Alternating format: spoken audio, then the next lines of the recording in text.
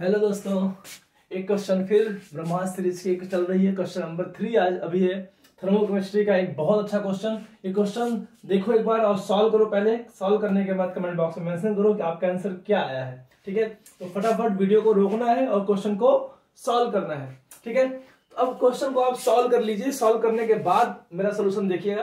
ठीक है, तो आपको मैं दो तरीके से सोल्यूशन बताऊंगा। एक तो स्मार्ट वे में, जो कि डायरेक्ट फॉर्मूले से करने वाले हैं। फॉर्मूला मैंने बना रखा है, इसके लिए क्लास मैंने पढ़ा रखा है ना। जो बच्चे मुझसे नहीं पढ़े वो भी यहाँ पे सीख जाएंगे कि फॉर्मूला क्या है यहाँ पर। ठीक है, तो यहाँ पर देखो आप, तो यहाँ पे क्या है, बॉन्ड डिसोसिएशन एंथैल्पी दे रखा है। बॉन्ड डिसोसिएशन एंथैल्पी दे रखा है किसका, H2 का और N2 का दे रखा है ना। तो H2 का और N2 का बॉन्ड एनर्जी दे रखा है, बॉन्ड एनर्जी दे रखा है। अब इसके बाद क्या बोला है कि enthalpy of formation of NH3 भी दे रखा है। Enthalpy of formation of NH3 भी दे रखा है। ठीक है, तो फटाफट वो चीजें देखो क्या क्या दे रखा है।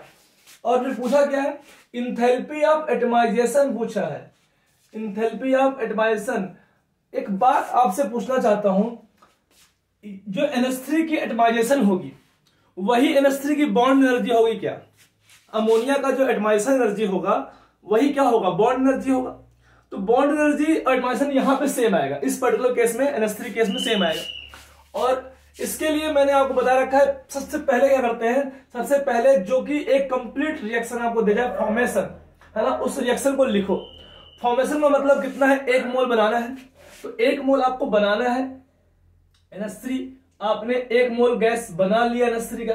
किससे बनाओगे, स्टैंडर्ड स्टेट से, स्टैंडर्ड एलिमेंट्री स्टेट से बनाओगे। तो कौन है, H2 गैस और N2 गैस। बैलेंस करोगे तो यहां कितना आएगा, यहां आएगा 3/2 और यहां आएगा 1/2। बेटा इस बात का ध्यान रखना है, जब आप फॉर्मेशन कर रहे हो तो फॉर्मेशन में कितना होना चाहिए, हमेशा 1 मोल का होना चाहिए। तो यहां आपकी स्टोइकियोमेट्री बनानी चाहिए। और इसमें जो भी एनर्जी है वो कितना है, -46 किलो जूल पर मोल। ठीक है, तो ये यहां पर जो है -46 किलो जूल पर मोल, ये आपकी एनर्जी गिवन है। ठीक है, अब सीन ये है, देखो कैसे क्वेश्चन को बहुत तेजी से करते हैं है ना। ऐसे क्वेश्चन टाइम टेकिंग होते हैं, लेकिन हमें बहुत तेजी से करना है।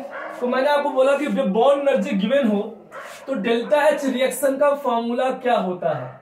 डेल्टा H रिएक्शन का फॉर्मूला क्या होता है अगर बॉन्ड एनर्जी गिवन है तो sigma of H bond energy किसका, रिएक्टेंट का, minus sigma of H bond energy किसका, प्रोडक्ट का। ठीक है, ये प्रोडक्ट का। अगर आप ये करते हो, सभी जो रिएक्टेंट है उनकी बॉन्ड एनर्जी को जोड़ लेते हो और जो सभी प्रोडक्ट है उसको जोड़कर क्या करते हो, आपस में घटा देते हो, तो आपकी नेट रिएक्शन आ जाएगी अगर बॉन्ड एनर्जी गिवन है तो। ठीक है, तो मैं आपसे ये बोल रहा हूं कि इस पर्टिकुलर केस में एंथैल्पी ऑफ एटमाइजेशन निकालना है, जो कि NH3 का निकालना है। और ये NH3 का जो एटमाइजेशन एनर्जी है वही इसकी बॉन्ड एनर्जी है इस टाइम पे, इस पर्टिकुलर केस में आपकी यही है। तो आपको डायरेक्टली इस फॉर्मूले से भी आंसर आ जाएगा। एक तरीका तो आपका ये है, इस फॉर्मूले में रखोगे आंसर आ जाएगा। क्योंकि डेल्टा रिएक्शन क्या है वो तो आपको यहां पे है, कितना दिया है, -46। ठीक है, किलो जूल पर मोल, सबकी यूनिट सेम ही है। बॉन्ड एनर्जी ऑफ रिएक्टेंट्स कौन कौन है, H की 3/2 मल्टीप्लाई बाई H2 कितनी है, H2 की बॉन्ड एनर्जी कितनी है, H2 की बॉन्ड एनर्जी है 436। तो 436 हो गया, प्लस 1/2 N2 कितना है, N2 कितना देखो, N2 का आपका है, N2 का दिया है 941.8। तो यहां आ जाएगा 941.8, ये आ गया। तो ये हो गया रिएक्टेंट की, माइनस हमें प्रोडक्ट की बॉन्ड एनर्जी निकालनी है। वही एनर्जी क्या है, एटमाइजेशन एनर्जी है। तो हमने कितना मान लिया, X मान लिया, हमने X मान लिया। ठीक है, जो यहाँ NH3 की बॉन्ड एनर्जी थी प्रोडक्ट की कितनी मान ली मैंने, X मान ली। ठीक है, तो इस तरह से तो इसको सॉल्व कर दो। जब आप सॉल्व करोगे कितना हो जाएगा, X इक्वल टू यह आ जाएगा 3/2, सॉल्व करो इसको, 3/2 436 प्लस 1/2 941.8, और ये आपका जाएगा इस साइड। तो यहां से आया था आपका कितना हो जाएगा, X हो गया, ये जाएगा कितना हो जाएगा, +46।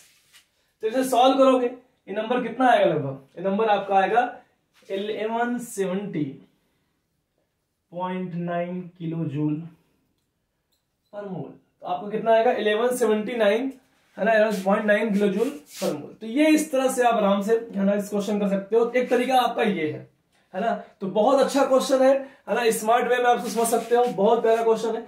एक तरीका आपका तो ये है कि डायरेक्ट फॉर्मूला आप लगा सकते हो। तो मैंने आपसे बोला कि जो बॉन्ड एनर्जी यहाँ NH3 की आएगी वही इसकी एटमॉस्फेरिक एनर्जी होगी, है ना, ठीक है। क्योंकि NH3 की बॉन्ड एनर्जी डिफाइन करो क्या आ जाएगा, NH3 गैस बॉन्ड टूटेगा N gas plus 3H gas.